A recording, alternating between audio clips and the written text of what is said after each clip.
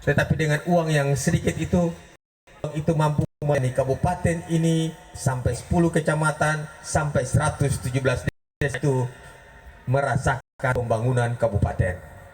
Itu nyata.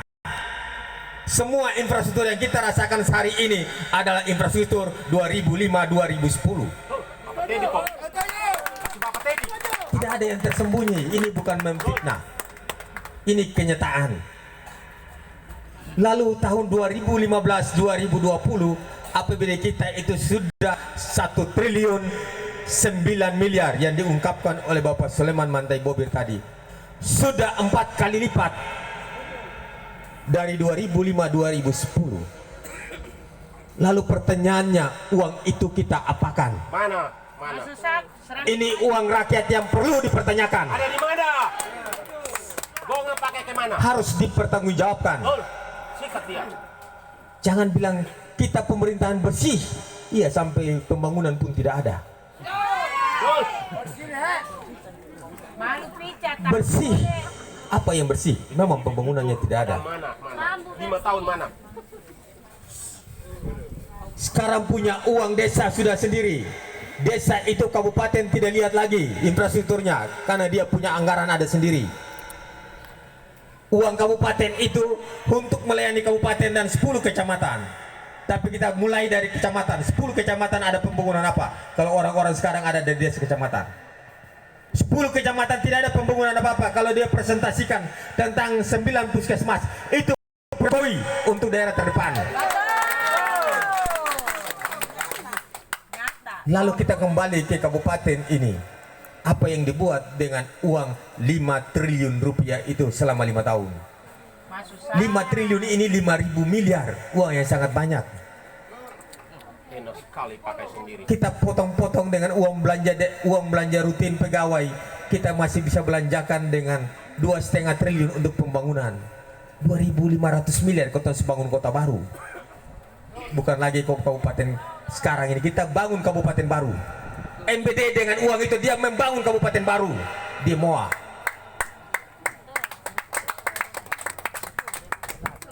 Kita bangun apa selama 5 tahun? Kita mulai urus dari pelabuhan supaya nyata, jangan ada yang berdusta. Kalau ada yang datang kemajuan tentang pembangunan 5 tahun, jangan berdusta, malu. Kita mulai dari pelabuhan sana, apa hanya kita singgah di SD 12 ada tumbung kelapa di situ. Kita lari sedikit ke muka Telkom lama sini, di sebelah PLN ada pagar kuburan Muslim. Kita lari sampai di lapangan sini, tribun yang tidak jadi. Apakah ini gambaran uang sebanyak itu 2 triliun rupiah itu hanya untuk membangun itu? Kalau ada bilang begini, oh saya tahu, dia saya tahu kampanye saja tapi tidak tahu. Lalu tahu apa tentang dia?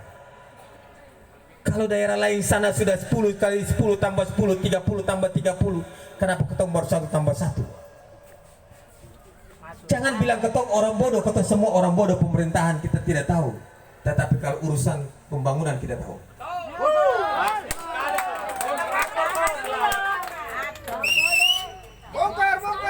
Samlaki sudah jadi apa? Samlaki jalan efektif sudah 300 km. Maluku Tenggara sudah jalan efektif 300 km. Kita jalan di Arul efektif, jalan efektif, jalan daerah itu baru 7 km. Baru 7 km. Ini mengakibatkan yang tadi kita bilang kita dikategorikan dengan pembangunan dengan kategori infrastruktur jelek karena kita menyumbang pemukiman kumuh terbesar di kabupaten ini.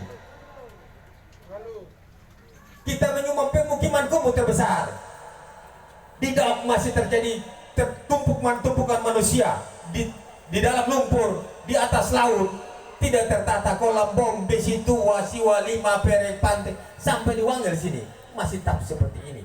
Yang di Wangel sini berubah adalah tanggul sudah hancur habis, bukan berubah plus, berubah minus. Semua kata mata buta. Bapak Jumat bilang kata usul-usul seperti juga malu. Karena apa? Tiap tahun itu di setiap daerah itu yang dibangun pertama adalah akses. Kenapa akses jalan ini penting? Karena setiap hari itu ada pertumbuhan penduduk, setiap hari ada pertumbuhan pemukiman, sehingga kita pemerintah harus lebih cepat daripada pertumbuhan penduduk itu. Akses dibangun, jalan dibangun, supaya apa? Orang membangun rumah itu depan rumah, depan jalan. Karena tidak ada akses selama 5 tahun ini, orang bertumpuk, satu rumah bertumpuk di belakang. Akhirnya apa? Potong rumah paling panjang di Indonesia itu ada di Aru. Rumah bisa sampai 400 meter, itu ada di Aru, dan itu kenyataan. Di Perek Pantai sana kalau 5 tahun lagi seperti ini, di Perek Pantai tersambung di mana? Desa Wakaf. 5 tahun lagi kita sudah rumah sampai di pemukiman, sudah sampai di Kaloran di depan Wakaf. Kita punya pantai-pantai ini sudah 5 tahun lagi sudah tidak ada lagi. Untuk itu visi misi kita yang pertama tentang infrastruktur, pembangunan infrastruktur itu kita kedepankan, karena disinilah satu daerah martabat orang Aru itu ada. Tepuk tangan buat Bapak Bupati yang baru. Kalau kita ke kampung, kita lihat satu orang punya rumah bagus, kita tidak bilang dia itu punya sumber daya manusia bagus atau tidak. Dengan otomatis kita bilang orang-orang dalam rumah pasti sumber daya manusianya bagus, sampai dia bisa membangun rumahnya. Begitupun kabupaten. Kalau orang datang di kabupaten ini, tamu kita datang, lihat kabupaten kita itu punya muka, kita termasuk orang Aru di Dobo dan di mana saja turut bangga. Kenapa infrastruktur kita kedepankan? Karena dia menunjang banyak sekali aspek kehidupan kita itu bertumpu kepada sebuah infrastruktur yang baik. Kita menciptakan iklim investasi yang baik berdasarkan infrastruktur yang baik. Bagaimana orang datang mau investasi daerah kita ini kalau jalan semua tidak ada, jembatan tidak ada, semua tidak ada. Makanya infrastruktur kita kedepankan. Untuk apa? Menunjang sumber daya alam kita dan sumber daya manusia kita itu beriringan dengan sebuah infrastruktur yang baik. Tanpa itu jangan bicara omong kosong nanti. Kita bilang kita punya sumber daya ikan yang baik, sumber lumbung ikan ada di Aru. Tapi apa? Dermaga perikanan satu saja tidak ada sampai sekarang. Jalan akses menuju perikanan saya sampai sekarang tidak 1 kilometer, tidak dibangun-bangun. Bagaimana kita bicara tentang lumbung ikan nasional? Akhirnya apa? Proyek lumbung ikan nasional itu jatuh di Masohi. Siapa tahu kita punya ikan, kita punya sumber dayanya. Fishing ground Indonesia itu ada di Laut Aru. Orang tahu, semua masyarakat tahu, seluruh pengusaha tahu, seluruh pemerintah tahu. Tetapi kita tidak punya data. Karena kita tidak punya pelabuhan. Yang ada di belakang Wamar sana itu punya provinsi. Lalu daerah punya apa? Jambatan Kodok ada di pelabuhan sana. Malu. Jadi jangan ada yang kampanye bangga keberhasilan. Saya tidak membangun infrastruktur, saya membangun sumber daya manusia. Sumber daya manusia uang siapa yang jadi profesor dokter sih tidak. Jangan kita kejar kuantitinya, tapi kita kejar kualitasnya. Ini baru bagi.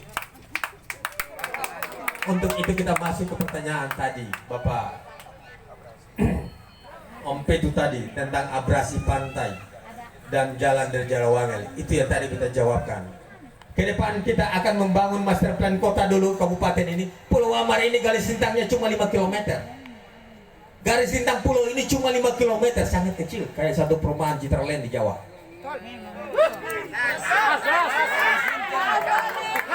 Kita tinggal tambah 50 km jalan efektif dalam kota ini. Kota ini sudah jadi.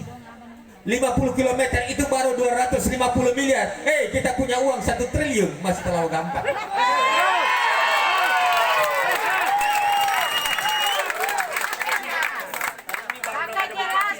Ya, jadi waktu itu saya usah khawatir. Itu semua masalah kabupaten ini.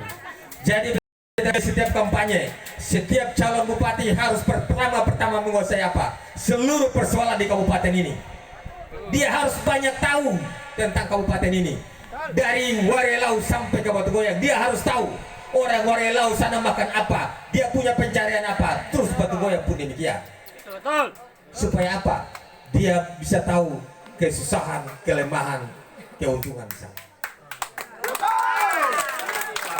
Kita punya daerah ini Kepulauan Aru adalah kabupaten dengan berbasis kepulauan. Makanya kita harus membangun juga berasas daerah kepulauan. Supaya apa? Kita bangun apa? Rentang kendala kepulauan ini kita harus hubungkan dengan apa? Dengan laut.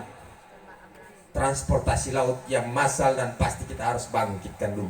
Supaya ekonomi di desa sana bisa tumbuh. Dan orang tidak cenderung datang ke kota sini untuk tinggal. Karena di kampung sana banyak uang. Betul. Kalau dia sudah punya pencarian, ada transportasi yang pasti. Dia cari ikan di kampung di utara sana. Hari ini dia cari ikan, besok sudah dapat lobo. Berarti orang mau tinggal di kampung. Kalau selama ini apa? Orang cari makan, cari apa? Cari ikan hanya untuk makan. Berkebun untuk makan, berburu untuk makan. Tidak ada yang menghasilkan uang. Makanya orang cenderung datang ke lobo. Jadi ke depan itu saya usah khawatir, 50 km jalan kita bentangkan berarti Dorjela tembus kembali kepada pelabuhan.